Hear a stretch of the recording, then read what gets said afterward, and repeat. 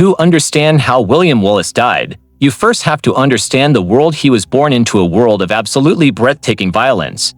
This was a time when the lines between king and country, loyalty and betrayal, were drawn and redrawn in blood. Welcome to late 13th century Scotland, a kingdom teetering on the edge of a cliff. The whole mess started when King Alexander III died in 1286, and then, tragically, so did his young heir, the Maid of Norway. This plunged the entire nation into a crisis. With no clear ruler, the Scottish nobles made a fateful decision. They asked their powerful southern neighbor, King Edward I of England, to step in and settle the dispute. Edward, known to history as Longshanks for his sheer height and imposing presence, was a formidable and ruthless monarch.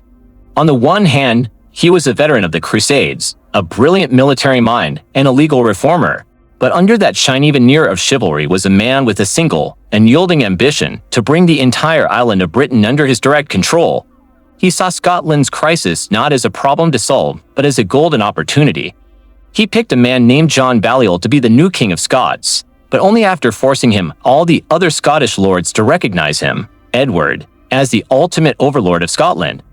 In one move, he effectively stripped Scotland of its independence, turning it into a puppet state. The humiliation was just unbearable. Edward's demands became more and more oppressive. He treated Scotland less like a kingdom and more like a personal backyard, summoning its king to English courts and demanding Scottish soldiers for his wars in France. By 1296, the Scottish nobles had had enough. They formed an alliance with England's old enemy, France, in an act of open defiance. Edward's response was swift and absolutely cataclysmic. He marched north with a gigantic army, sacked the town of Berwick-upon-Tweed, and massacred its people. He then crushed the Scottish army at the Battle of Dunbar, captured King John Balliol, and publicly stripped him of his royal status, earning Balliol the pathetic nickname Tomb Tabard, or Empty Coat. As a final insult, Edward seized the Stone of Destiny, the sacred coronation stone of Scottish kings, and dragged it to Westminster Abbey. Scotland, it seemed, was broken. But from the ashes of that defeat, a fire of resistance began to smolder. It wasn't lit in the castles of the great lords, many of whom had already bent the knee to Edward. It was lit in the forests and towns, among the common people. And the man who would fan the ember into a raging inferno wasn't a powerful earl or a claimant to the throne. He was a minor knight from Renfrewshire, a man whose name was William Wallace. Wallace was a man of the people, and his rebellion was sparked by a personal tragedy, the murder of his love, Marion Braidfute, by the English Sheriff of Lanark. This quest for personal vengeance quickly spiraled into a full-blown rebellion. Wallace was charismatic, bold, and a master of guerrilla warfare. He and his followers launched a series of hit-and-run attacks on English garrisons, and his legend grew with every victory. He wasn't fighting for a title or for land. He was fighting for the very idea of a free Scotland, and that idea resonated deeply with people groaning under the weight of English occupation. His defining moment came in September 1297 at the Battle of Stirling Bridge. Alongside his co-commander, the strategically minded Andrew Murray, Wallace faced a much larger English army. The English, arrogant and totally overconfident, tried to cross a narrow bridge over the River Forth. Wallace and Murray waited, holding their nerve until about half the English army was trapped on the other side. Then, they sprang the trap. The Scots charged down from the high ground, took control of the bridgehead, and slaughtered the English soldiers who were now caught with nowhere to run. It was a stunning, almost unbelievable victory. It shattered the myth of English invincibility and sent shockwaves through Edward's regime. In the aftermath, William Wallace was knighted and named the Guardian of Scotland, ruling in the name of the exiled King John Balliol. For a brief, glorious moment, Scotland was free. But Wallace knew that freedom was fragile. King Edward I was not the kind of man to take a humiliating defeat lying down. He was enraged. He gathered a new, even larger army, this time equipped with the devastating English longbow, and in 1298, he marched north to crush the rebellion himself. The two armies met at Falkirk. This time, there was no narrow bridge to give the Scots an advantage. On the open field, Wallace's spearmen, packed into defensive circles called schiltrons, were helpless against a storm of arrows from Edward's longbowmen. The Scottish cavalry, mostly nobles whose loyalty was shaky at best, fled the field. The result was a catastrophe for the Scots. Wallace's army was annihilated. He managed to escape with his life, but his military reputation was in tatters.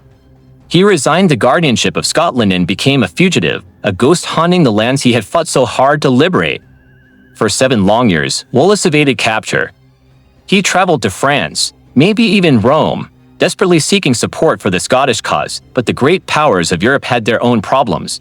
Back in Scotland, the resistance buttered on, but it was fractured. Robert the Bruce, a rival claimant to the throne who had a bad habit of switching sides, was starting to emerge as a new leader. But for King Edward I, there was one piece of unfinished business. One man whose freedom was a personal, knowing insult to his authority. He offered pardons to other Scottish nobles, but for William Wallace, there would be no mercy. A huge price was put on his head. Edward didn't just want Wallace captured, he wanted him erased. He wanted to make an example of this commoner who had dared to defy a king. And in the summer of 1305, that obsession would finally be fulfilled, leading to an end so deliberately cruel, so perfectly designed for maximum suffering, that it would echo in horror for centuries. King Edward I didn't just want to kill William Wallace, he wanted to make an example of him. The punishment he designed was meant to be a spectacle of cruelty so extreme, so full of horror and humiliation, that it would crush the spirit of Scotland forever. But it didn't work. In this video, we'll break down the agonizing, step-by-step process of William Wallace's execution and reveal how this ultimate act of cruelty backfired, creating a martyr that would inspire Scotland for centuries. For 7 years, William Wallace was the most wanted man in Britain. While other Scottish leaders, including Robert the Bruce, had submitted to Edward I, Wallace remained an unyielding symbol of defiance. He was a phantom, moving through the familiar landscapes of his homeland, protected by a network of common folk who saw him not as an outlaw, but as their champion. Edward, frustrated and obsessed, knew that Wallace couldn't be caught by English soldiers alone. The ghost had to be betrayed by one of his own. The man who would go down in history for this act was Sir John de Menteith, a Scottish knight. Menteith's story is complicated, a classic tale of the shifting allegiances of the time. He'd actually fought for Scotland at the Battle of Dunbar in 1296 and was captured by the English. At some point, he made his peace with Edward and swore loyalty to the English crown. For this, he was rewarded with power, eventually becoming the governor of the strategic Dumbarton Castle. To Edward, Menteith was a valuable asset, a Scot who knew the land and the people. To many Scots, he would forever be known as False Menteith, Menteith the False, the traitor. The exact details of the betrayal are lost to history, pieced together from later chronicles. It's believed the crucial tip-off came from one of Wallace's own servants, a man named Jack Short, who told Menteith where his master was hiding. Another story, probably folklore, tells of a prearranged signal. Menteith's nephew, who was with Wallace, would alert his uncle by turning a loaf of bread upside down on a tavern table. On the night of August 5, 1305, at a place called Arbroath, near Glasgow, the trap was sprung. Wallace was taken completely by surprise, reportedly seized right out of his bed. Unarmed and outnumbered, the great warrior who had faced down entire armies was captured without a fight. From Arbroath, Wallace was taken to Dumbarton Castle, under Menteith's command.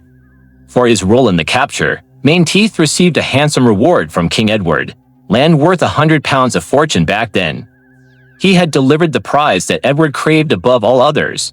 The journey that followed was the beginning of Wallace's final ordeal. It was a long, brutal march of nearly 400 miles from Dumbarton to London. This wasn't a quick trip, it was a deliberately slow procession, designed to display Wallace like a captive beast.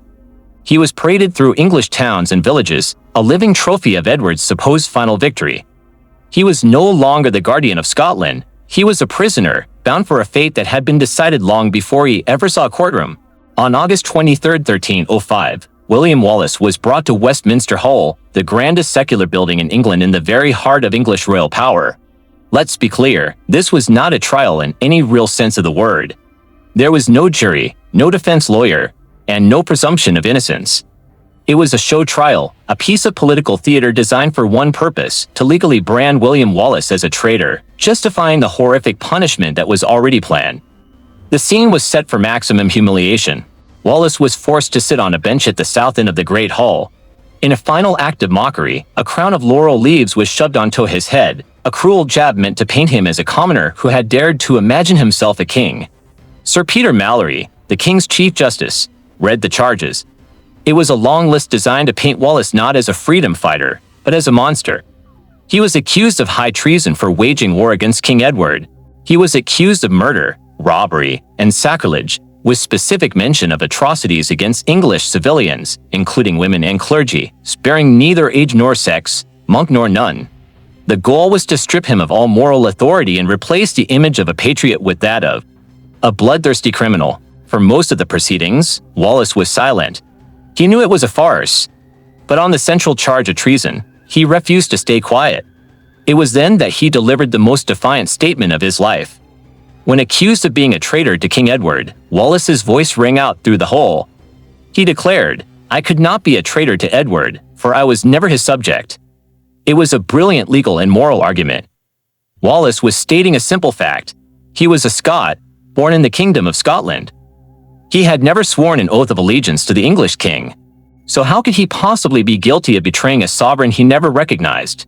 In his mind, his actions weren't treason. They were acts of war, defending his nation against a foreign invader. His defense was powerful, logical, and completely pointless. The court wasn't there to debate the law. They were there to deliver the verdict Edward I had ordered. Wallace was swiftly found guilty on all counts.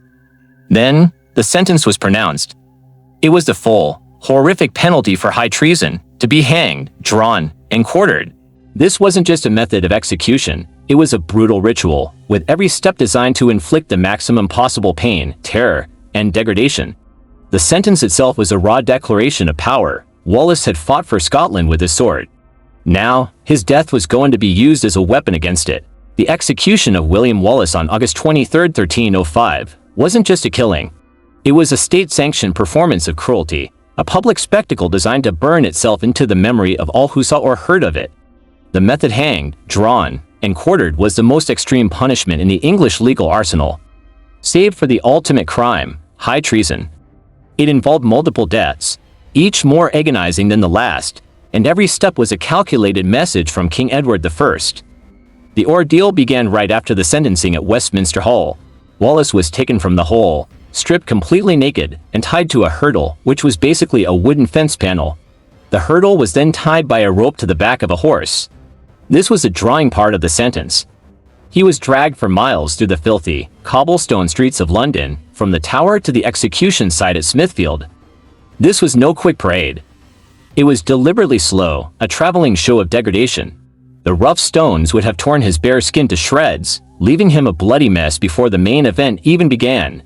The physical pain was only part of it. The crowds lining the streets screamed abuse, spat on him, and threw filth, rotten food, and stones. This ritual served a purposes. It inflicted unbelievable suffering and it made the public complicit in the punishment, turning the execution into a communal act of the king's justice. After what must have felt like an eternity, the procession arrived at the Elms at Smithfield, a traditional execution spot. A large gallows stood waiting.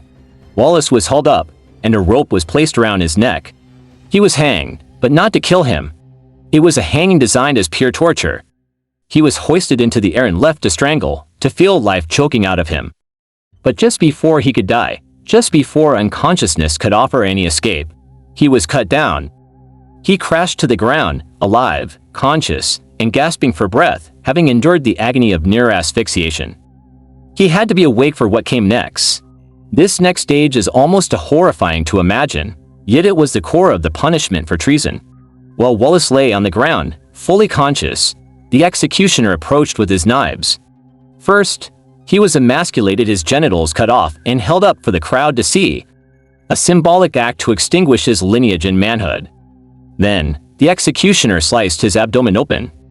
Reaching into the cavity, he began to pull out Wallace's intestines, organ by organ. In the ultimate act of psychological terror, his bowels were thrown into a nearby fire and burned before his still living eyes. According to the official sentence, this was the punishment for his traitorous thoughts. Some accounts suggest his heart, seen as the seat of his treason, was the last organ to be ripped from his chest. It's impossible to comprehend the level of agony he must have endured. He was being slowly dismembered while fully aware of what was happening to him. Only after he had suffered these unspeakable mutilations, likely on the very edge of death from shock and blood loss, was the final act of mercy granted. Wallace was beheaded. His head was severed from his ravaged body, finally ending his suffering. But even then, the king's vengeance wasn't finished. The headless corpse was laid on a butcher's block. Using an axe, the executioner hacked the body into 4 separate pieces. This was the quartering. The body of William Wallace, the man who had united Scotland, was now just a collection of dismembered parts, ready to be used for the king's final, chilling message. King Edward I had planned every horrifying detail of the execution with one goal in mind: to use Wallace's body as a tool of terror, a grotesque advertisement for the price of rebellion. The plan was to so thoroughly destroy the man that the very idea of Scottish resistance would die with him. It was a calculated act of psychological warfare, and it would prove to be one of the biggest miscalculations of Edward's entire reign. The distribution of Wallace's remains was the final part of the ritual. His head was dipped in tar to preserve it and then impaled on a spike on London Bridge. It was a grisly, unavoidable warning to everyone entering or leaving the city. His 4 quartered limbs were sent to a much wider audience. They were displayed in 4 key locations: one in Newcastle, an English city near the border, one in Berwick, the Scottish town Edward had brutally sacked, and the final 2 were sent deep into Scotland itself, one to Stirling, the site of Wallace's greatest victory, and the other to Perth. The message couldn't have been clearer. From the capital of England to the heart of Scotland, the physical proof of Edward's wrath was on display. There would be no grave, no Christian burial, no place for mourning. He was to be scattered, dishonored, and reduced to rotting meat for the crows. Edward must have thought he had won. He had captured and obliterated his most hated enemy. He had shown his absolute power in the most visceral way imaginable. He expected fear and submission. He got the exact opposite. Instead of crushing the Scots, the sheer barbarity of Wallace's execution horrified and enraged them. The story of his defiant death, his refusal to bow to a foreign king, spread like wildfire. The public display of his butchered remains didn't inspire fear, it created relics of a martyr. The man who had fought for them had been tortured and torn apart by a tyrant. Wallace was no longer just a failed rebel. He was a symbol of English cruelty and the ultimate justification for Scotland's fight for freedom. This wave of anger found its new champion in Robert the Bruce. Bruce had a legitimate claim to the Scottish throne, but his past was complicated. He had often switched sides, even fighting for Edward at times, but Wallace's martyrdom seems to have been the turning point. Just 6 months after Wallace was executed, in February 1306, Robert the Bruce made his final, decisive move. He murdered his main rival for the throne, John Comyn, and had himself crowned King of Scots. There was no going back. He picked up the banner that Wallace had been forced to drop. Bruce learned from Wallace's successes and failures. He adopted Wallace's guerrilla tactics, avoiding big battles and using the Scottish terrain to his advantage.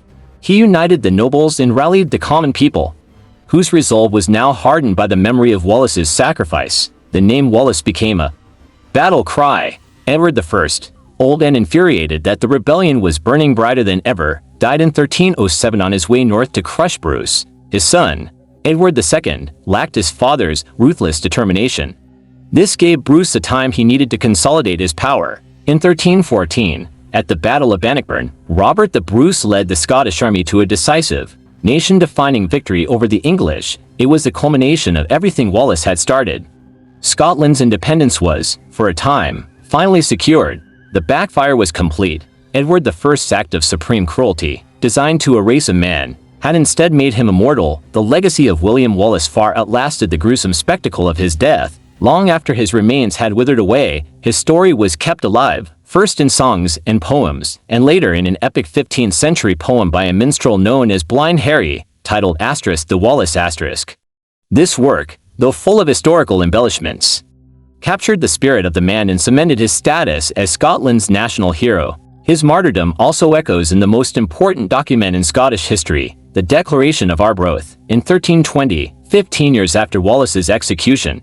Scottish nobles sent a letter to the Pope, asking him to recognize Scotland's independence. The letter contains one of the most powerful statements of freedom ever written. For as long as but 100 of us remain alive, never will we on any conditions be brought under English rule. It is in truth not for glory, nor riches, nor honors that we are fighting, but for freedom, for that alone, which no honest man gives up but with life itself. While Wallace isn't mentioned by name, the principle for which he died is etched into every single word. That same fierce desire for liberty would later influence the founding fathers of the United States, many of whom knew Scotland's long fight for self-determination. In the end, King Edward I's brutal attempt to make an example of William Wallace was a catastrophic failure. He wanted the punishment to be so horrifying that it would be the final word on Scottish resistance. He wanted to show that he had the power not just to kill a man, but to unmake him, to scatter him to the winds so that nothing remained. But what Edward failed to understand is that you can't kill an ideal with a blade. You can't dismember a symbol. By subjecting Wallace to the worst imaginable fate, he didn't erase him, he sanctified him. The horrifying execution transformed a mortal man into an immortal martyr, a symbol of defiance against tyranny that has inspired people around the world for over 700 years. Edward I wanted William Wallace to be remembered as a traitor. Instead, thanks to the king's own unimaginable cruelty, he is remembered as a hero. If you found this journey into the dark and defiant history of William Wallace compelling, be sure to like this video and subscribe to our channel for more stories from the shadows of the past. Let us know in the comments what you think. Was Edward's punishment a necessary act of state power, or the fatal mistake that sealed Scotland's resolve? We read all your comments. Thanks for watching.